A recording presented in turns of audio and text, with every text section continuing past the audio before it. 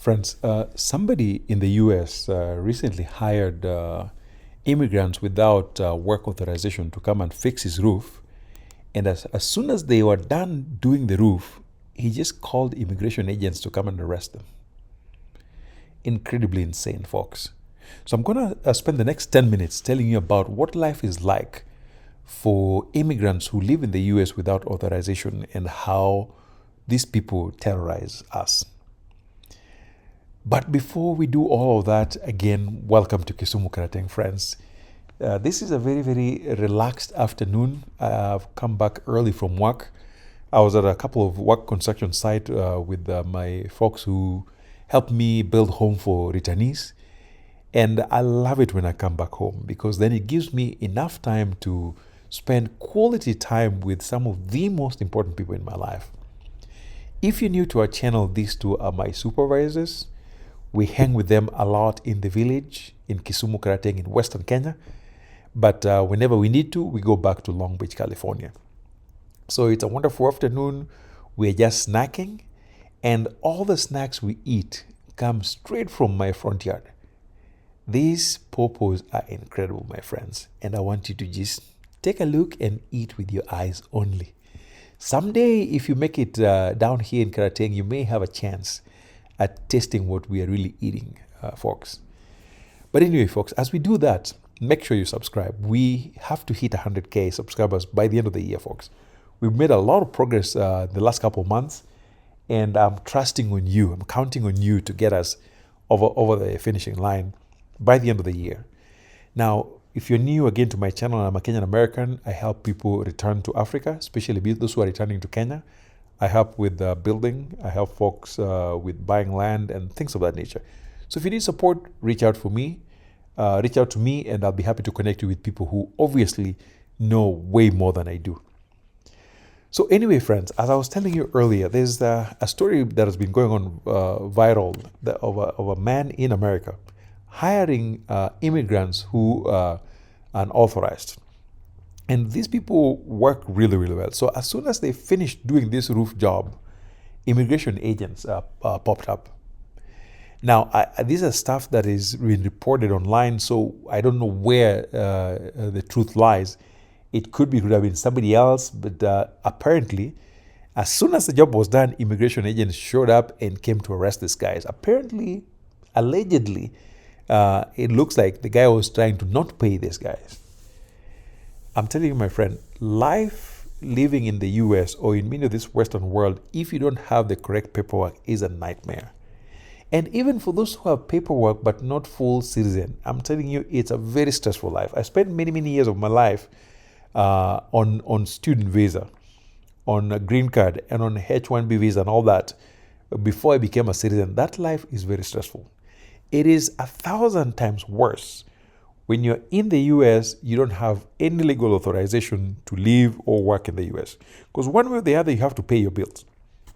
So when it comes to work, I'll talk about other areas later on. But when it comes to work, there's a lot of terrible things that happen to people who do not have work authorization. And so I'm going to walk you through some of those things that I'm familiar with, just so you know. So you can share with some of your family members who believe they can come and live a successful life without papers. People do it, but it's not easy. It's not easy, my friends. So mine is just to share with you what I know, and then people can make their choices as they see fit. I'm not discouraging anybody from trying it, but I'm just letting you know what's really possible. So when it comes to exploitation of people who don't have paperwork, here are some of the most common things. Number one, there's always people hanging the threat of deportation on your head. Like if you do something, all they need to do is just to communicate with ICE and then they pick you up. And especially now with Captain Orange in charge, these people are doing insane stuff. So that threat is always there. And then there's a lot of abuse and harassment. Because when you try to speak up, you know that somebody can obviously do something that could really get you deported. So people find it very comfortable to abuse and harass undocumented workers.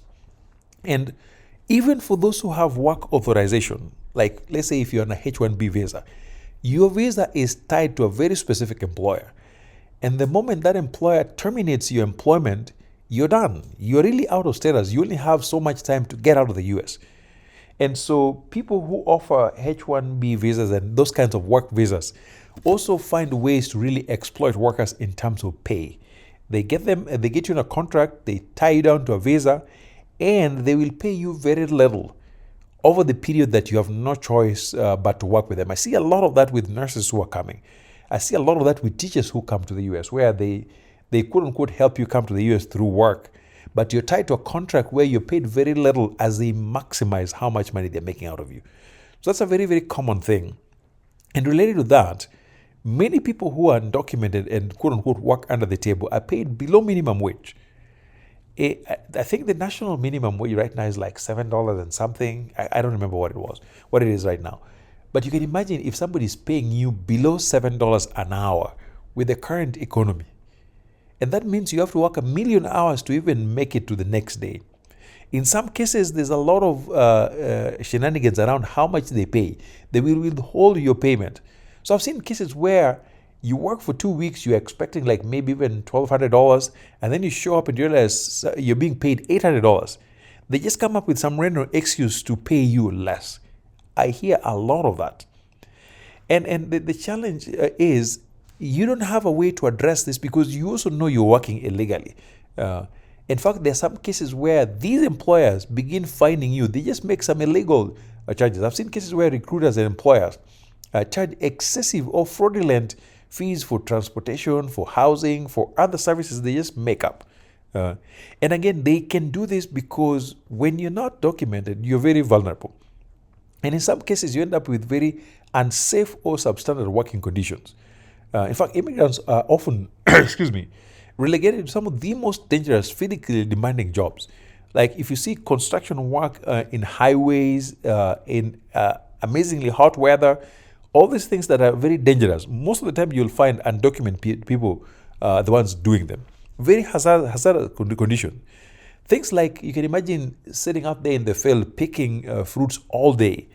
The average American is not going to do that. So some of these super, super hard, super dangerous jobs, they insert immigrants without paperwork in those spots because they know people have limited option. Now, in terms of systemic vulnerability, unfortunately, legally, for many folks, your options are limited. So despite being covered by most U.S. labor laws, undocumented workers face built-in systemic barriers that make it very difficult to enforce some of the few rights that we still have. And even with that in place, many government, whether they talk about the state government or the federal government, are not often interested in enforcing some of those protections, the few protections that are there. And so living in America without documentation is a terrible thing to do. Most folks that are caught up in it find themselves for reasons beyond their control, but that's just what it is. Well, I hope you learned something today, and I will see you in the next. Thank you.